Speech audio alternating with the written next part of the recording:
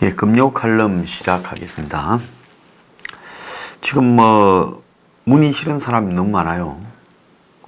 자, 그래서 문을 빨리 끝내고 싶다. 정말 보기 싫다. 자, 그럼 다음에 이야기를 합니다. 그냥 문을 이기기 위해 보수가 다 뭉쳐야 된다. 반문연대해야 된다. 이럽니다. 문 초창기에 제가 반문연대 하자니까 그땐 또 다들 다른 이야기를 합니다. 자, 그런데 이제 반문연대를 해도 안 될 것 같다라는 이야기가 지금 나오고 있습니다. 그럼 도대체 어떻게 하자는 거냐? 저보고 이야기를 합니다. 니는 대안이 뭐고? 그래서 대안 없이 비판만 한답니다. 제가 그런 사람들한테 이야기를 하고 싶습니다. 당신은 내가 말하는 걸 성의 있게 들은 사람이냐? 어쩌다 한번 들어와가지고 나보고 대안을 말해라고 하느냐. 숱한 대안을 말했습니다. 자, 또 저를 잘 안 듣거나 게으르거나 트집 잡기 위해서 하는 사람들한테 제가 말을 하겠습니다. 대안이 뭐냐고요? 대안은 보수가 변해야 된다는 겁니다. 문이 세서 지금 보수가 빌빌 싸는 게 아니라 보수가 워낙 형편없어서 문이 설치는 겁니다. 이 대목에 대해 고민하지 않는다면요, 저는 그런 보수는 그야말로 집권할 자격도 없고 앞으로도 정치를 해서는 안 된다고 봅니다. 영원히 역사 속에 도태되어야 된다고 저는 생각합니다. 왜 그러냐? 보수가 아닌 걸 가지고 편의적으로 보수라고 사기를 치는 정치 사기꾼에 이렇게 불과하기 때문에 그렇습니다. 진정으로 보수라고 하면 자신이 지금까지 지켜온 가치를 갖다가 위해서 목숨을 걸고 싸워야 되는 겁니다. 그게 보수지요. 그러지 않습니까?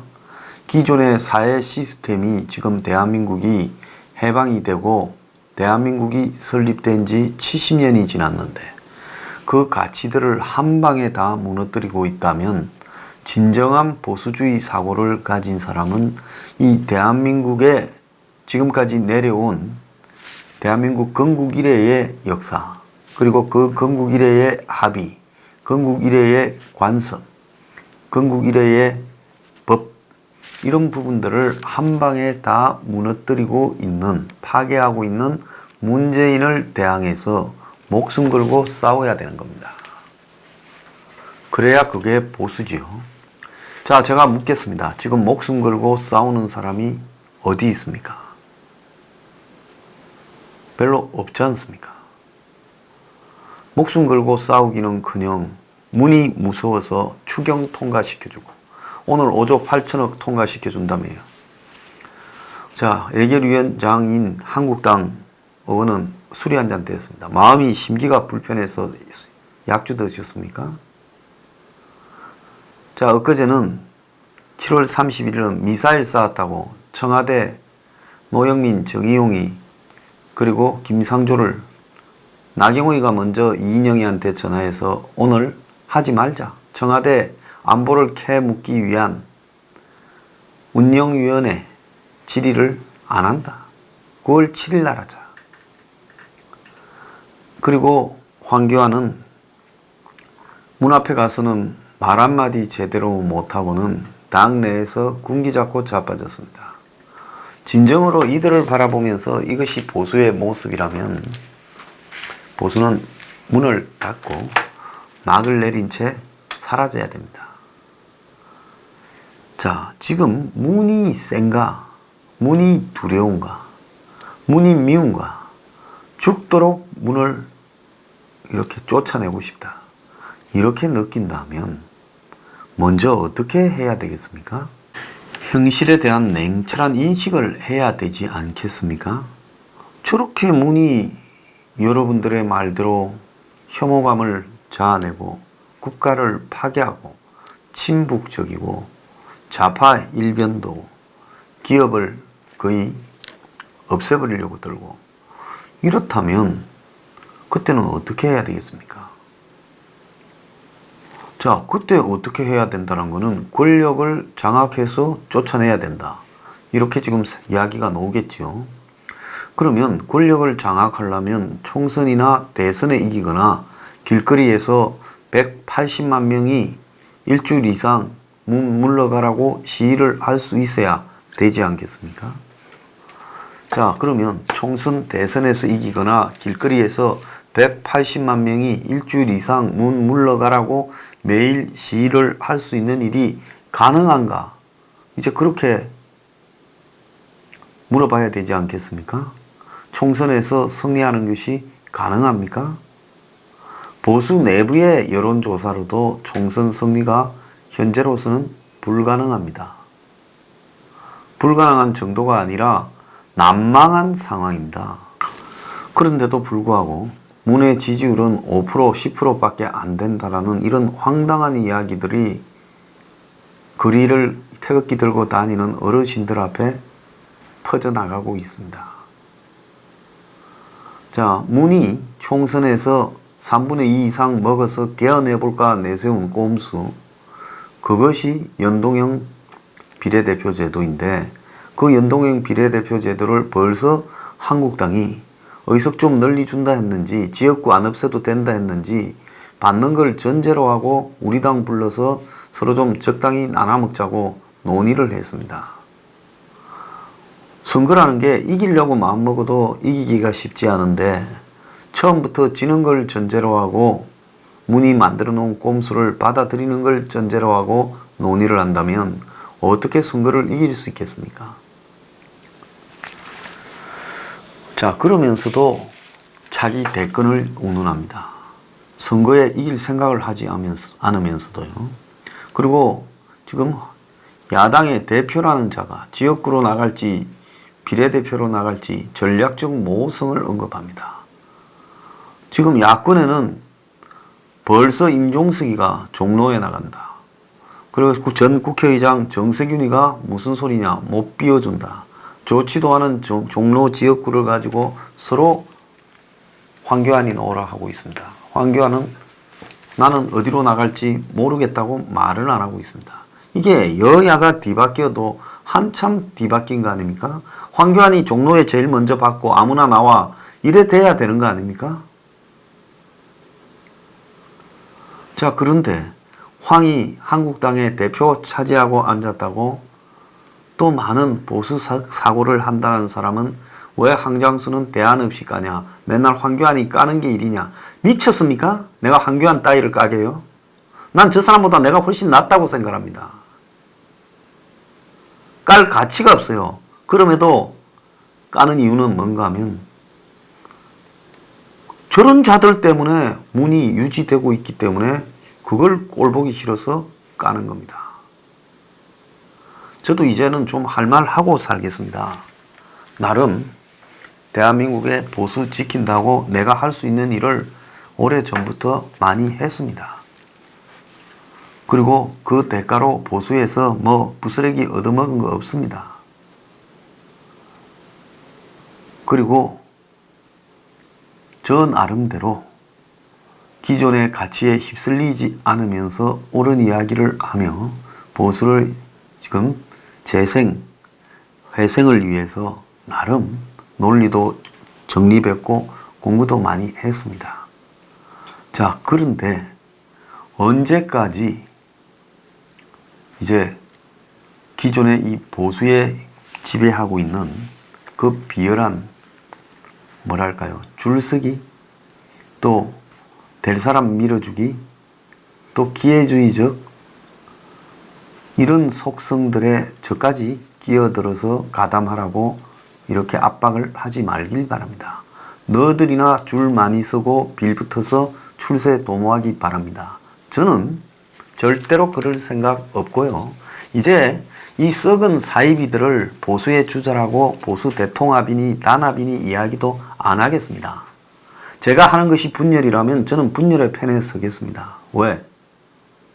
청소를 해야 그 다음에 제대로 된 보수가 나올 수 있지요. 한국당이 보수를 상징합니까? 이미 한국당은 보수를 상징하는 자격도 없고 능력도 없고 그리고 보수가 뭔지도 이론조차도 정립되어 있지 않습니다. 영남에서 지역정당이면 그게 보수입니까? 아니지요. 그래서 지금 저런 수준의 인적 자원과 저런 수준의 가치관과 저런 수준의 부패 네트워크와 저런 수준의 용기와 저런 수준의 헌신으로는 절대로 깊숙이 이 땅에 뿌리 박은 친북 좌파 세력들을 제거할 수 없다고 봅니다. 이 친북 좌파라는 것들이 어설프죠. 운동권 건달, 386 건달이라고 우리가 조롱을 하고 비아냥거렸죠.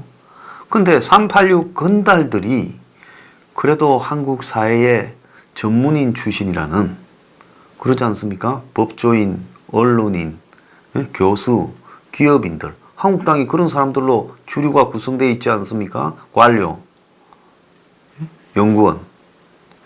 그래, 우리 사회에 제일 잘 나가는 전문인이라는 사람들 다 긁어 모아서 공천 줘서 구성되어 있는 저 한국 땅이 완전히 삼류운동권 양아치들을 감당을 못해서 끌려다니면서 이제 비굴한 모습까지 보이고 있습니다.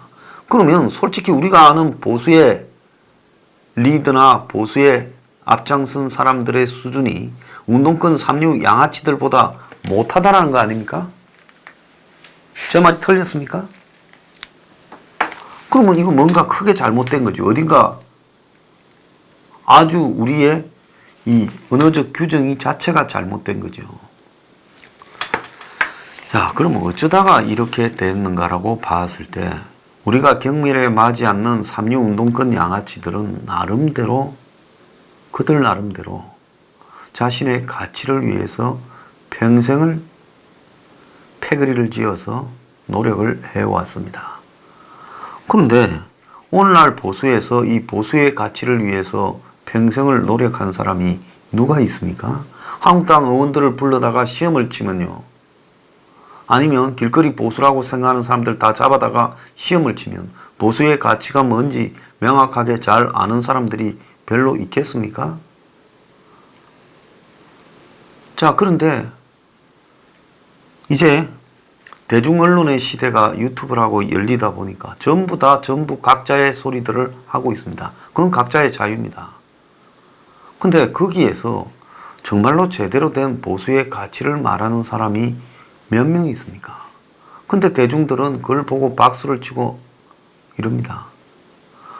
자, 썬데이 서울을 하나 놔놓고 하나는 월간 조선이나 신동아를 놔놓고 이 둘 중에 어떤 거를 볼래 하고 사람이 그냥 똑방에 가다 놓고 CCTV로 지켜보면 아마 대중들은 대부분 썬데이 서울부터 볼 거예요. 그 중간에 있는 뭡니까? 센터폴드라고 미국 사람이 부르는 여자들이 벌거벗고 있는 긴 사진, 그래가 접잖아요. 그거부터 펼쳐보고 시작할 겁니다. 그래서 이게 뭔가 하면 대중의 한마디로 정치를 바라보는 시각과 수준에 있어의 문제가 한국 사회뿐만 아니라 다른 나라도 그런 측면이 있습니다만은 한국 사회가 좀 심각하게 수준이 낮다라는 겁니다. 다들 보면 유튜브나 이런 데 댓글을 아주 길게 달고 자기가 정치 전문가인 척 해요.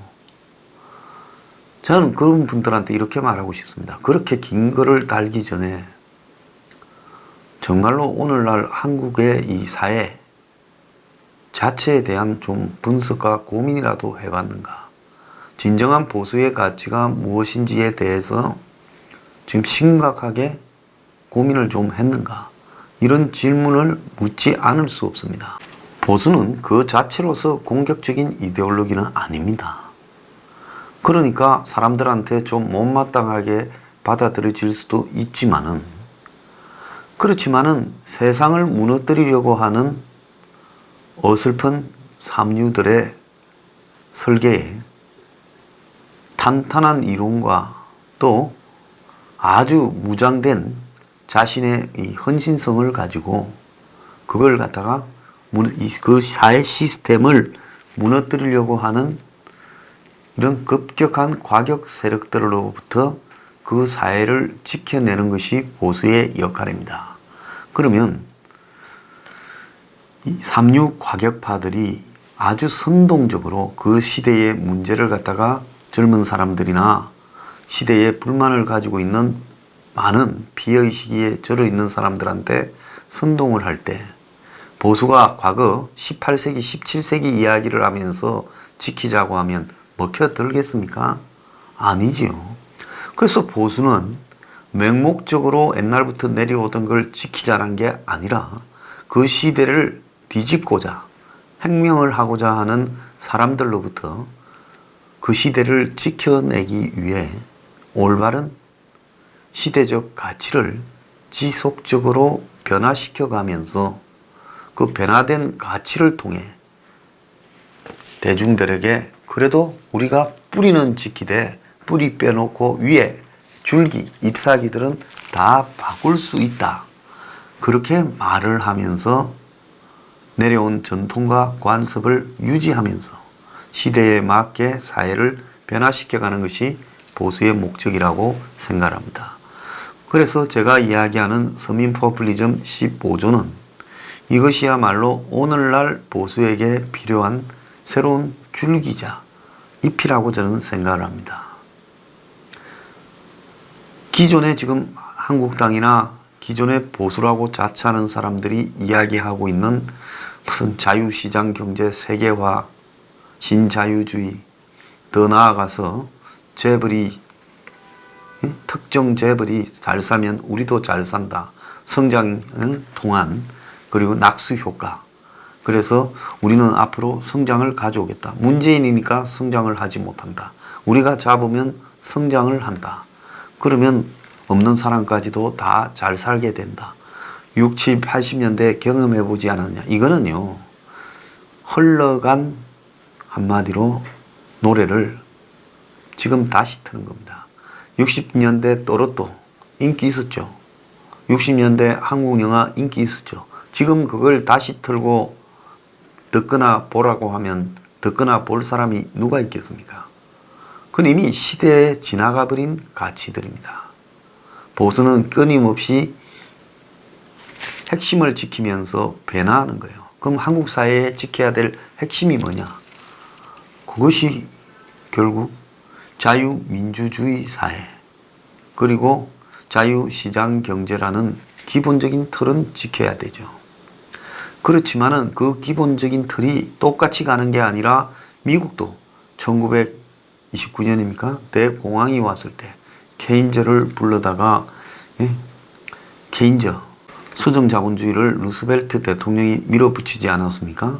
그때 케인즈가 기한한 수정자본주의가 전통적인 보수의 가치에 안 맞는다고 생각한 사람도 많았지만은 어쨌든 미국 사회라는 자유시장 경제와 자본주의와 민주주의를 하는 나라를 지켜냈습니다. 미국은 대공황 때 사회주의로 넘어갈 가능성이 매우 컸죠. 그렇지만은 지켜냈습니다. 그래서 중요한 것은 내려오는 사회 시스템을 지켜내는 것이 중요하지 지켜내기 위해서 어떻게 변화하는가가 중요한 게 아니라는 겁니다. 뼈대만 지킬 수 있으면 어떻게든 변할 수가 있는 것이 보수죠. 근데 지금 이 시대에 지금 보수가 거의 괴멸되어 가고 있는 이 시대에 지난 60년대 유행가나 60년대 한국 영화를 틀어제끼면서 왜 사람들이 안 보냐고 하는 사람들이 많습니다.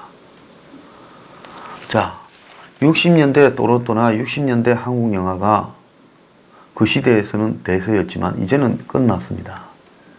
그리고 시대만 끝난 게 아니라 상황도 바뀌었고 사람들의 머리 인식들도 다 바뀌었습니다. 조건들도 바뀌었습니다. 자, 이제는 그때하고는 다르게 고성장은 사라졌고 저성장의 시대고 그리고 기술 발달로 인해서 이제는 일자리가 어디든 있는 게 아니라 어디든 일자리가 없는 시대입니다. 빈부격차는 가진 자와 가지지 못한 자는 끝간데 없이 격차가 커지고 있고 그리고 금융투기, 자산투기가 사람의 일생을 결정하지 그 사람의 소득이 자기의 노력에 의한 소득이 크게 영향을 미치지 못하는 시대가 되었습니다. 자, 그러면서 인구는 줄어들고 고령화는 진행되고 있습니다. 자, 이런 시대에서 우리가 어떤 선택을 할 것인가? 그런 시대에서 우리가 보수의 기본적인 가치를 지켜나간다는 것은 엄청난 변화, 뼈대만 지키되 나머지는 다 바꿔야 된다는 걸 의미하는 겁니다. 그런데 그냥 아예 전부를 다 지키겠다고 그냥 토네이도 광풍이 불고 있는데 거기서 버티면 어떻게 되겠습니까? 뿌리가 뽑혀서 날아가 버리고 끝날 겁니다.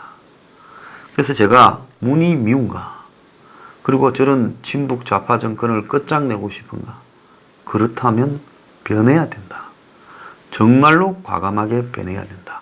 당신이 알고 있는 보수라는 진실이 어떻게 보면 이미 한참 흘러가 버린, 그리고 오늘날의 시각에 봤을 때는 부패하고 낡고 소수의 편을 들고 서구 기득권이 만드는 주입식 이데올로기, 그리고 관변 이데올로기일 수도 있다는 걸 인정해야 되는 겁니다. 이걸 인정하지 않고 머리는 바꾸려고 생각하지 않은 채 보수의 살 길이 뭐냐, 반문연대에서 산다, 무슨 빅텐트 스몰 텐트 이야기하면 산다, 어설펐던 과거의 좌파들의 단일화 이런 부분들을 흉내낸다고 살 일이 생기겠습니까? 가치로서 실패해가고 있는데 어떻게 살 일이 생기겠습니까? 방법은요, 쉽게 뭘 어떻게 하려고 하지 말고 차분하게 일이 잘못되었을수록 바닥부터 현실에 대한 인식을 이렇게 제대로 바꾸고, 그리고 이런 현실 인식에서 내놓을 수 있는 변화에 대한 한마디로 수습안을 제대로 가다듬고, 그러면서 대중들에게 바뀐 보수를 알리고, 이런 지난한 설득과 노력과 헌신을, 그런 과정들을 포기한 채, 자, 누구누구 모였으니까 표 찍어라, 이런 장난 친다면 보수는 사라질 것이고 사라져야 맞다고 봅니다. 그러면서 보수를 자유우파라고 하고 말장난을 칩니다. 그렇게 자신이 없으면 뭘 하고 문을 정오합니까? 그냥 문한테 숭엉하고 떠받들고 살길 바랍니다. 세상의 변화는요, 그야말로 많은 사람들의 시간과 노력과 헌신이 쌓여서 변화가 이루어지고 거기서 성과가 나타나는 거지, 적당히 말장난으로 꼼수로 나타나는 건 아닙니다. 우리가 어설프게 보는 저 종북들도요, 이 종북 세상을 만들기 위해 수십 년을 깜빵 가고 헌신하고 노력했습니다. 우리가 과연 종북들보다 자신의 가치를 지키기 위한 노력에서 나은 게 있는지 한번 깊숙이 자기 일을 되새겨 보아야 될 때라 생각합니다. 뿌리만 낳아놓고 다 바꿔야 이긴다, 이렇게 생각합니다.